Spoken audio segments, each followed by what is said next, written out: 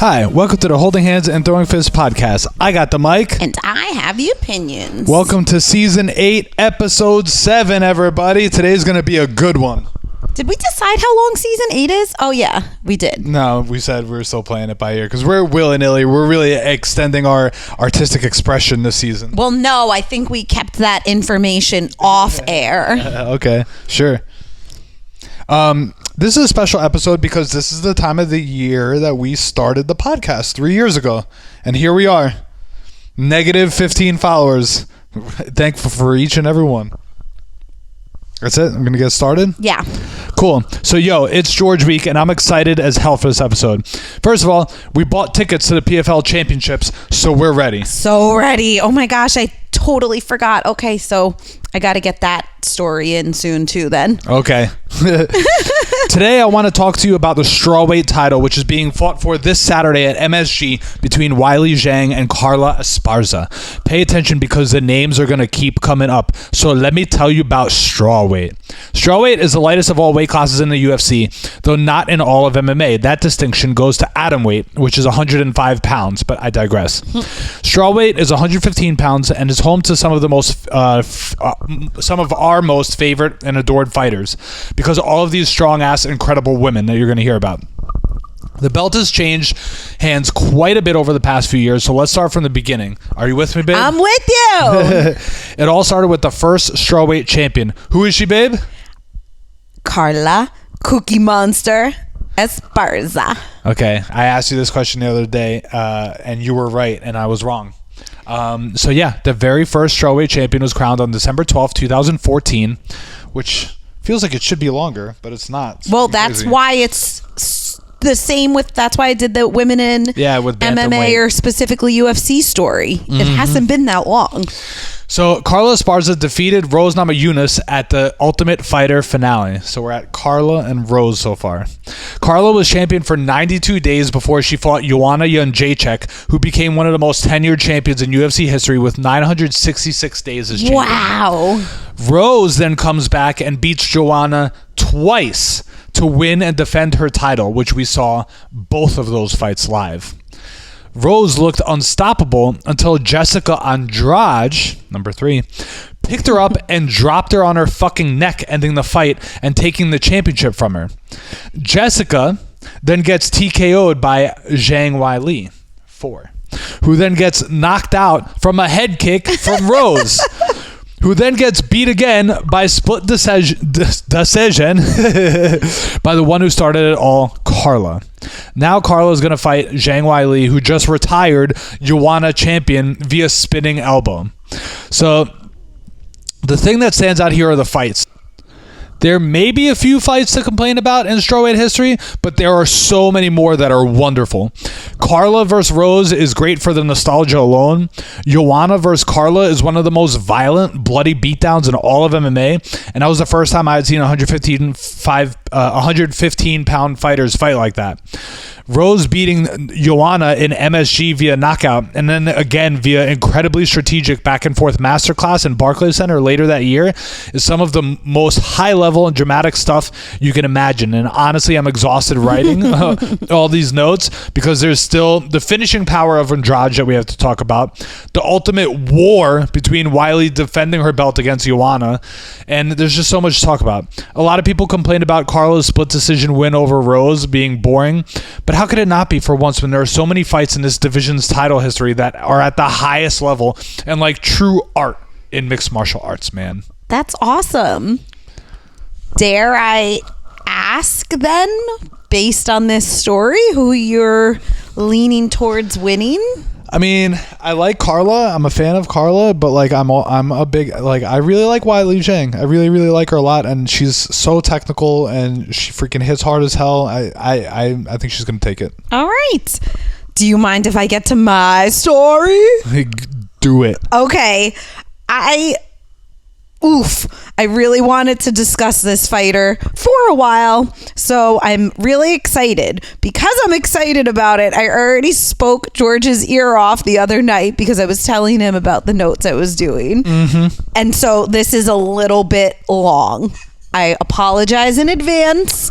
I am not normally a long-winded person. So we're going to switch roles here. So I'm going to be the one. So you decided to make it longer by prefacing it. Yes. Get into it because this guy is awesome. This guy is awesome and he deserves it. Thanks, babe. That's exactly what I would tell you. All right. So while... You would be meaner about it. Yeah, definitely. Carry on. While the fighter I want to discuss isn't on this Saturday's card in New York City at MSG, he still belongs because he's a fighter actually from New York, specifically Queens. That's right. Queens is in the building. And George and I actually believe we could get him on holding hands if we really tried. Absolutely.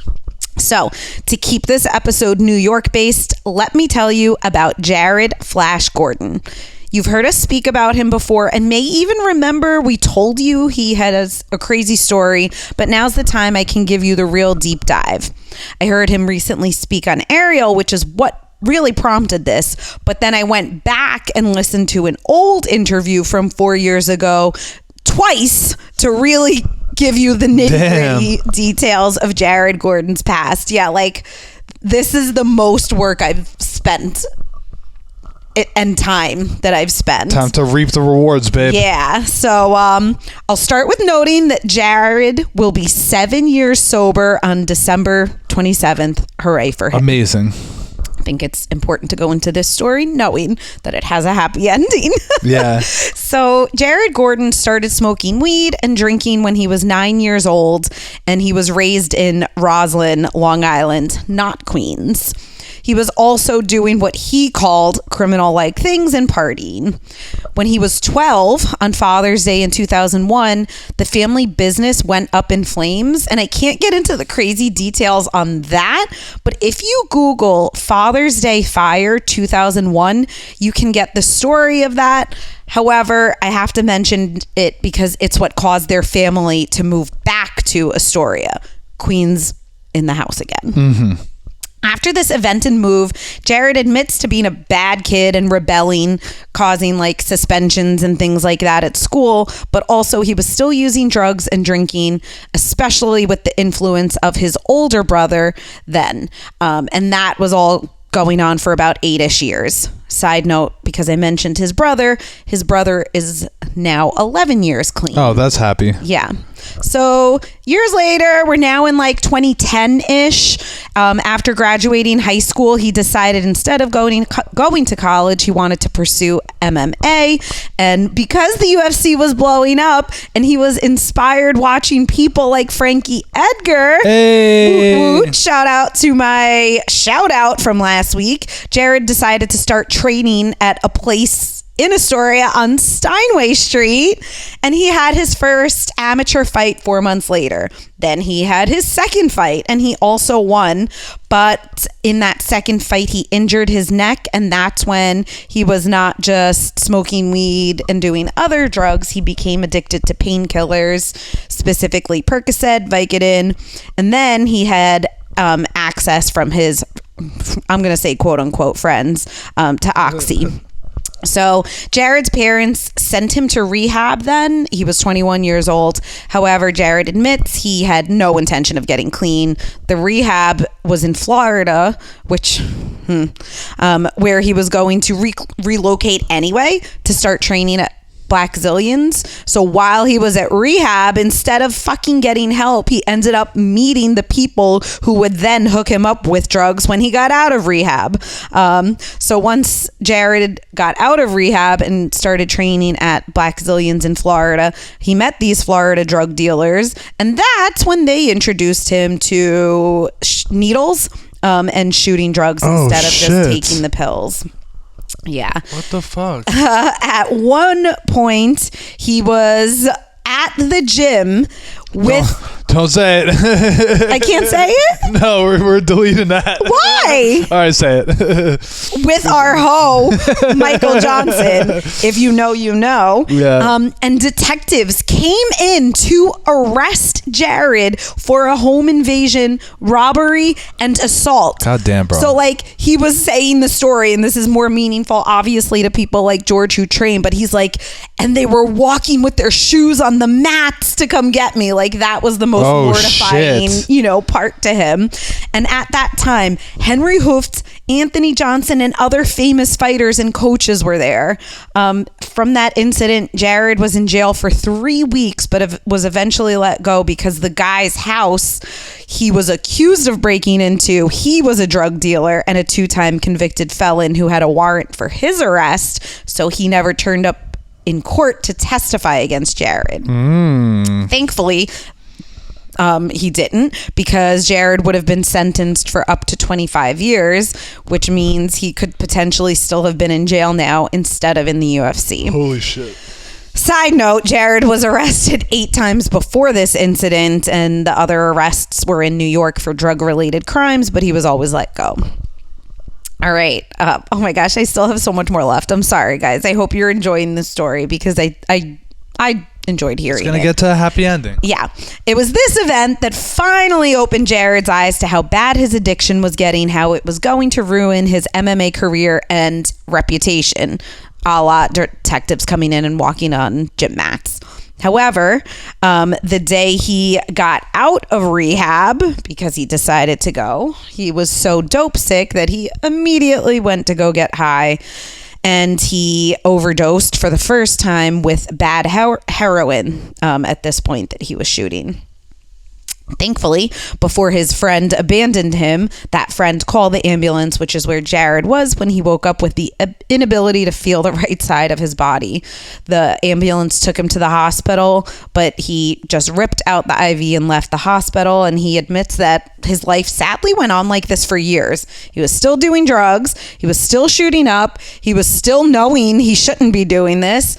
At this point, his parents wouldn't let him come home unless he actually wanted help to get clean. He was homeless. He was living in shelters. He was panhandling. And all of this was going on between both New York and Florida.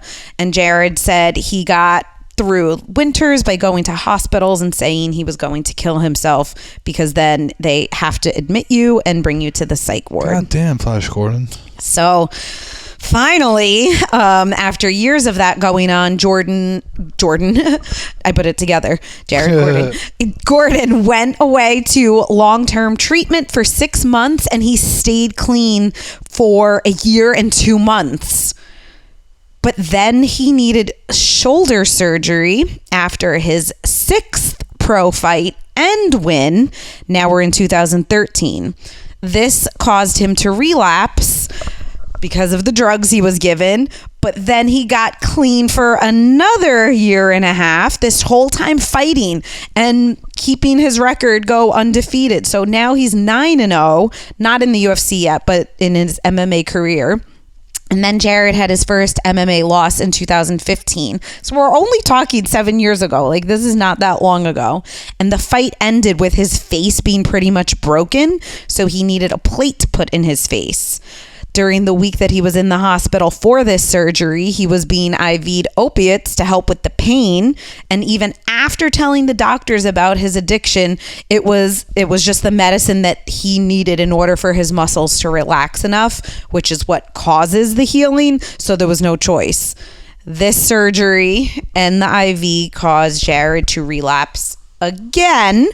And when he was out of the hospital, he went back to heroin and coke for about 6 months. And he said that throughout like this almost 20 years, this 6-month time period was actually the worst because of all the mental anguish he was going through.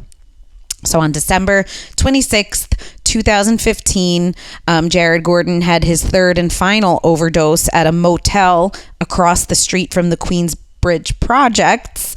And after shooting up for 5 days, he thinks he must have shot up and fell, like breaking through a table and breaking a lamp. And that noise caused whoever was next door to call the cops. Whoever that person was definitely saved Jared Gordon's life. The cops came, brought him to the hospital, and he stayed in the hospital for 2 days. He checked himself out, and he took a cab back home to his parents. Jared said that was when he finally realized this was not the life he wanted. Seeing his parents' face when he came home that time, for whatever reason, finally hit him that he had enough and wanted to go to rehab/detox. So after his 10th stint in rehab, it really did finally hit him. He was either going to keep using and die or go to jail, or he was going to keep his MMA career going strong. He said he realized that the reason maybe he wouldn't stay sober before was because he was simply white knuckling it to keep his career instead of having a systema. Haha. So now he goes to AA, he reads personal development books, he seems to be a little religious, and he relies on the support of friends and family. Jared Gordon got signed by the UFC less than 2 years later in 2017 and has never looked back. Almost 20 years of addiction and going to rehab. Jared Gordon got sober. He has officially been sober, like I said, for 7 years. Hooray. Jared, we support you and cannot wait to watch you fight at UFC 282 against Paddy Pimblett. You better believe there will be a Why We Want Both Guys to Win segment before that card in December. Babe, great job. You're a big fan of Jared Gordon, and you have been for a long time, and you've been wanting to do this, so I'm glad you did it. You're super passionate, and I enjoy it. I hope we could get him on the podcast. I think, I've seen him on the mats a bunch. And, yes. Mike, I know Mike is close friends with him. I think Mike coached him, actually. He did, and he mentions that too, but I was like, I gotta He talked about Mike? He did a little bit. Oh, no shit. Awesome. Yeah. And I know he's as one of the coaches during when he was finally getting sober and like focusing on MMA. That's fucking awesome. Yeah. And I know he's tight with Stephen Williams too. So that's cool. The guy follows Steven Strangles people, and of course the Happy Pill Project. Everybody. I hope he still comes on the podcast, even though we aired out all his shit. No. But he's open with it. Yeah. That's cool. Let's go. We got the Holding Hands and Throwing Fists Classic rundown for UFC 281. Woo! Also, I do want to do a quick shout out. I'm going to reverse. I'm going to go in back order. But you basically just made it seem like Billy Alexander's favorite podcast, that Crime and Sports. Oh my gosh, yeah. Billy, that was for you. That was the thank you for Maggie's cake. So we got MMA boo-boos. Not current ones, but we got fighters that are going to be fighting this Saturday that are involved in classic MMA boo-boos. So Weili Zhang, who's fighting for the strawweight belt that we were talking about, she fought Joanna Jędrzejczyk, and Joanna Jędrzejczyk had one of the worst hematomas on her head in UFC history. So check out that MMA boo-boo. We should put it up on Instagram. God damn, I think we're just going to... Andreas, can you just take over the Instagram? Of course. No, we're Paul. Okay. Or Sal. All of the above. Anyone, just do it. And then I don't know why the hell I wrote this so late at night the other day. Why? Oh, Dustin's fighting. I keep forgetting. Oh my God. Yes, Dustin's fighting Michael Chandler. So go back to the classic MMA boo-boo of Dustin breaking Connor's shin, which is really fucking gnarly. And all right, I can't remember. Is this one of our classics now? We Like You? Or did you just throw this in this week? I think it's like I threw it in. I threw it in. I like this. But it's a classic holding hands and throwing fists aesthetic. Yes, it totally is. So no reasoning at all. We like you. These fighters are on this week's card. When you're watching, cheer for them. Matt Steamroller Frivola. Sorry.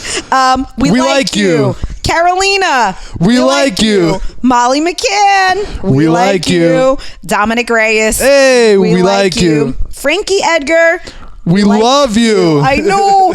And Wei Li Zhang, we like you. So many people on this week's card. Oh my God. Onward. So in future, we got to do like best walkout song, like whatever, like that happened over the weekend. But we already know what's going to happen this Saturday. Matt Steamroller Favrola from Long Island is going to come out to that trumpet song for the Mets relief pitcher, Edwin Diaz.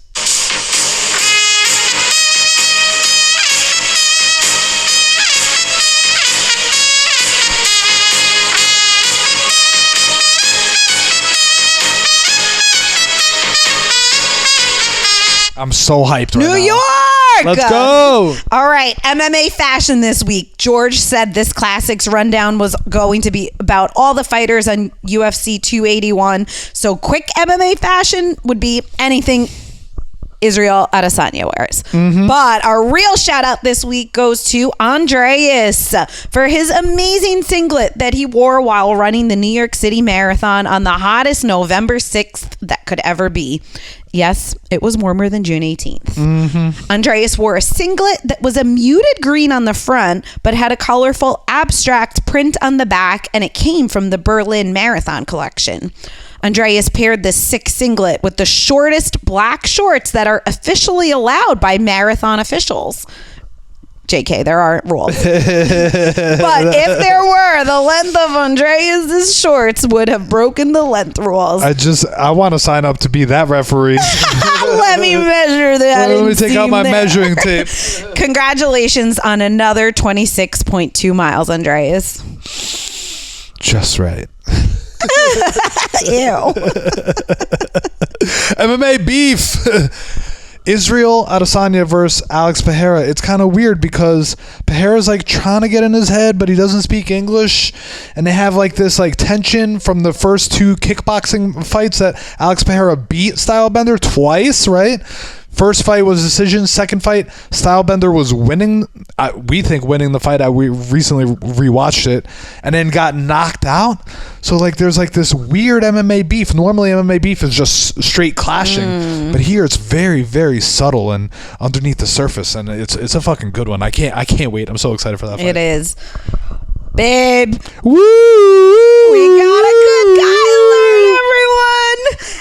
Aljamain Sterling recently made an Instagram post, and it was a photo of an old crumpled ass piece of paper that had the heading 2019 goals. So Aljo, the current bantamweight champ from Long Island, posted this piece of paper, and I won't read all of them, but some of the things on his list included develop boxing timing for offense and defense. Another 2019 goal was to earn and win a number one contender fight. So 2019, he ended up with that number one contender fight in 2020, and he ended up winning the belt in 2021.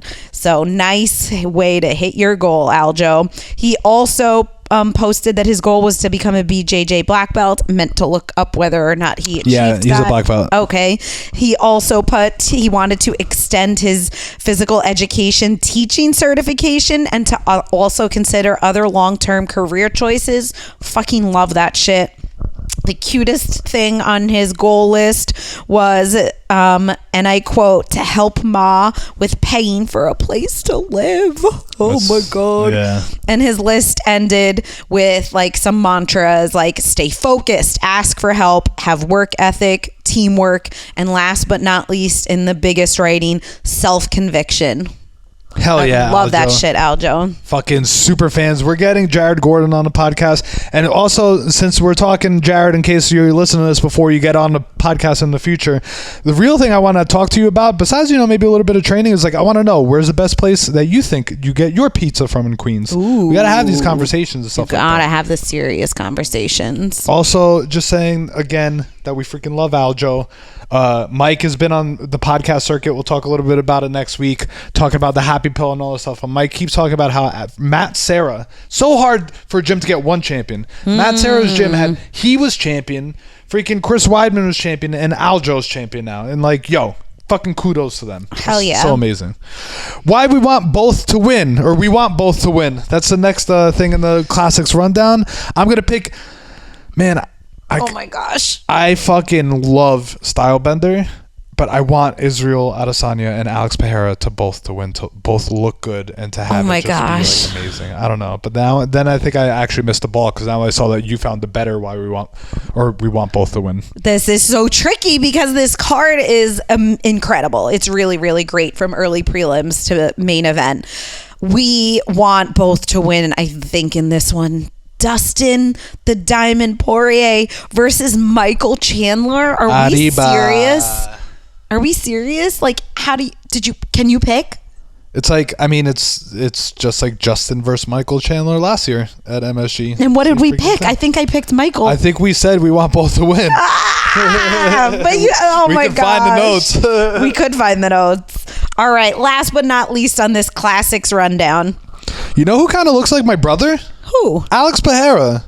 I see it. Yeah. The body specifically. Mm-hmm. Incredible. You mean the body that missed weight? Billy, I didn't mean to burn you. Oh, shit. This episode Wait, he missed weight?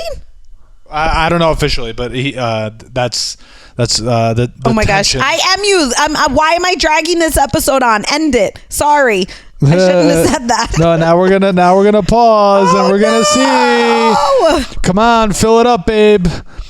Breaking. This is Ariel Helwani, but maybe, this is fake. This is what happens when Elon Musk takes over Twitter. Fake Ariel Helwani wrote, breaking, Conor McGregor will headline UFC 290 against former lightweight champion Charles Du Bronx Oliveira next June in Las Vegas. Oh my God. Well, you were telling me to fill the space, but you can't. He made weight.